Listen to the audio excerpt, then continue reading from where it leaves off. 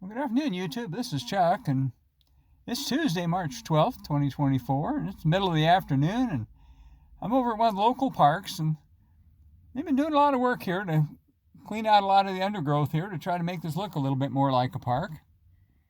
But as you can tell, I'm here with the van today, and it's a good opportunity here. It's nice and quiet, and of course that's why I like to shoot videos from the van. But I think my topic today is going to be another one of my van life series, and I guess the title of it's going to be can you be happy living in a van? Well, the answer is obviously the answer is some people are and some people aren't. And the ones that are tend to last for a long time, and the ones that aren't, they may not be van lifers for very long. But there's a whole lot more to it. This is the first take on this. It's kind of complicated, and we'll see if I can get through it. But I guess if you're a happy person and you understand what van life is about, yeah, you can be happy in the van. There's a lot of people that responded to my video about senior females in van life, and that one, by the way, has hit over 85,000 views, and it's had several hundred comments and several thousand likes and a few dislikes. But there's been quite a few of the comments had to do with people saying, "Oh, I could never do that," but there have been a lot of positive ones about people that said it was inspiring as well.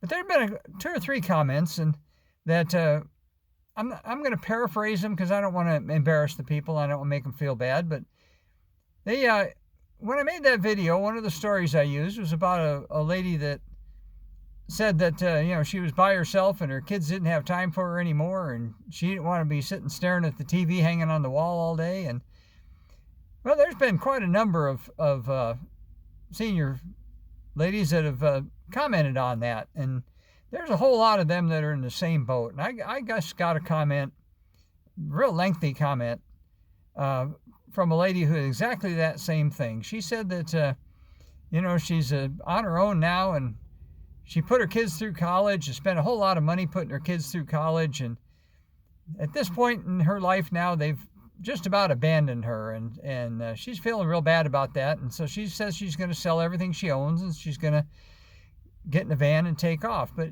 you can sense a certain amount of sadness in that, and I absolutely wish her the best. I hope that she can do what she says she wants to do. But the bottom line is van life, like any other life, is going to be what you make it.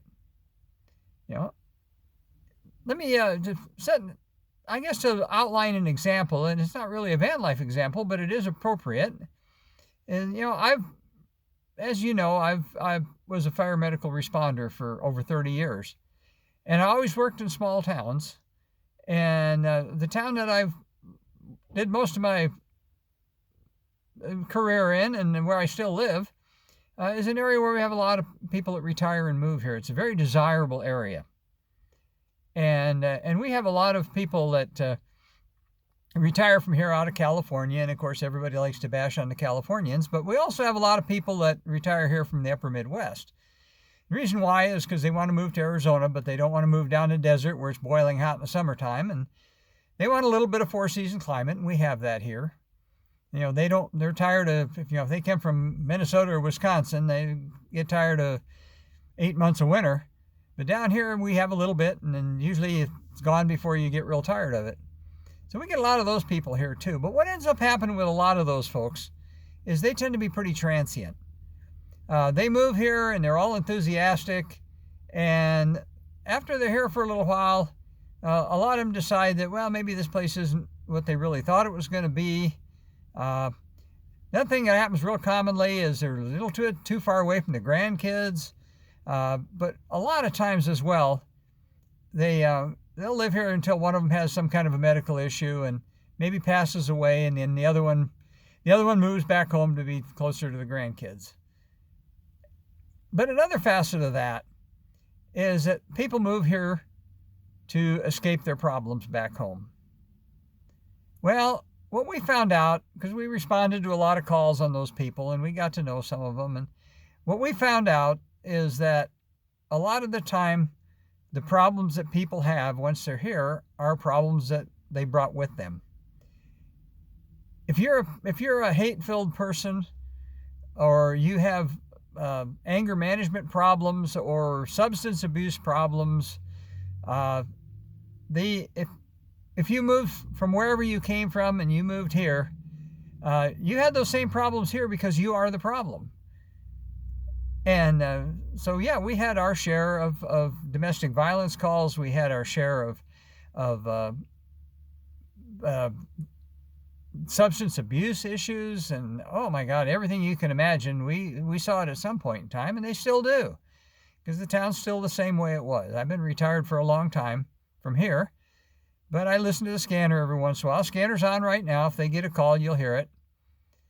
But the same can be true for van life.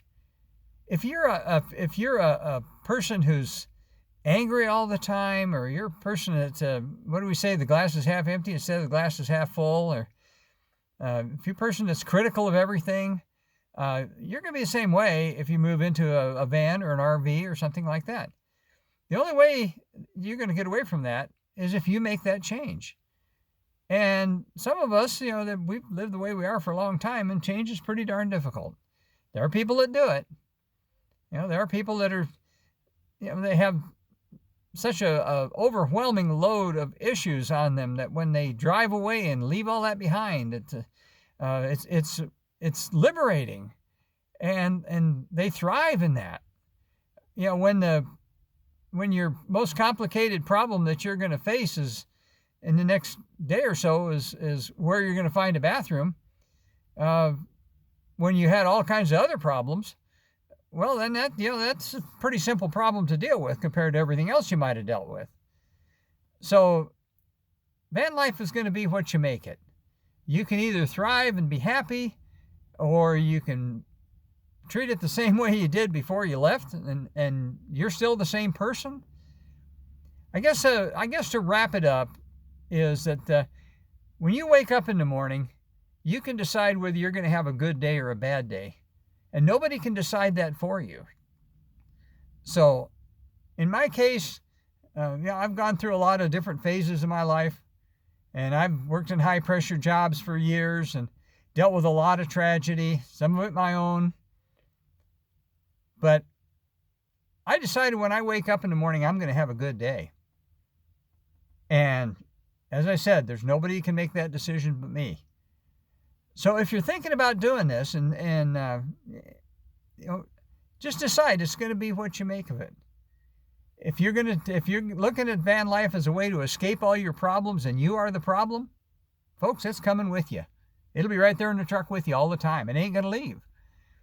So you have to make up a conscious decision. It doesn't make any difference whether you're a man or a woman, male or female, whatever term you want to use.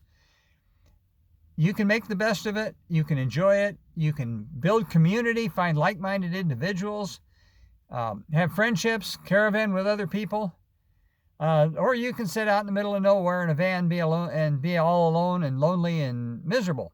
It's up to you. It's the same way with life anyplace else. So I don't know whether I've helped you or not. Good grief, I'm not a psychologist. Maybe people can go to a psychiatrist or a psychologist, and maybe they'll tell them the same thing, and maybe that'll make them feel better about it. But if you want to try out van life, my advice is go for it.